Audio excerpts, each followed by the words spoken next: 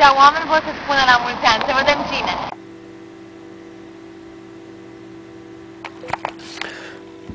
La mulți ani. Cum? Ok. Ceau, la mulți ani, toate bune și frumoase. Tot ce-ți dorești. De unde vă știți? Long time ago. Hope you remember me. Că a fost Olimpiada de multe ori împreună și nu știu dacă am luat și premii, dar a fost super fain. Eu vă aduc aminte de copii când am făcut șeneta din mica 6-2, 6-2, cu judecătorul. Oricum, important e că ați participat. Clar, dar au fost amintiri super faine. Happy birthday again. Salut Cipri!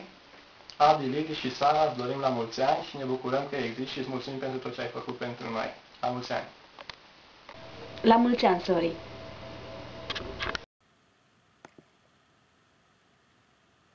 Frățioare scump, îți urez și eu la mulți ani. Ce să faci? Creștem și ne trece viața. Până atunci să avem timp să ne bucurăm de ea. Te pup și mult spor în ceea ce faci.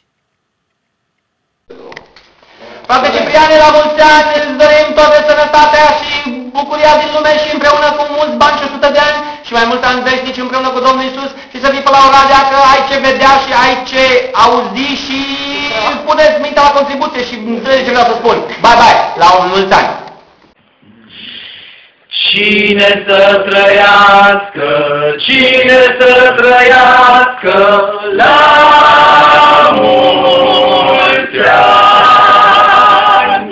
Sorinel să trăiască, Sorinel să trăiască la mulți ani. Sorinele la mulți ani! Să ne trăiești la mulți ani! Să ne chem la nunta ta, ei! Să ne chem la nunta ta! Mai bine nu, mai bine nu. Îți doresc. Știi tu. Nu ai.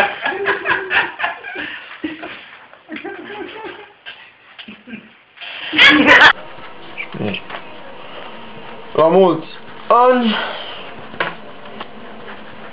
de la 2 puncte. Mirciu mic, Mirciu mare, Genu,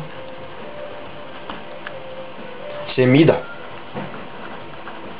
Raluca, pardon, Gialina, Alina, Vlad și de la mine, la mulți ani, Sorinele.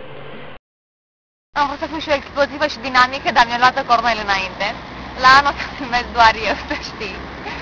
Vreau să spun că anul ăsta, poveștile cu prinț și prințese să nu se termine, lucrurile minunate pe care le faci, pe care aflu doar eu sau doar câțiva din jurul tău să nu se termine și nu uita că în spatele meu este un topogan. Și știi tu ce înseamnă. Te pup!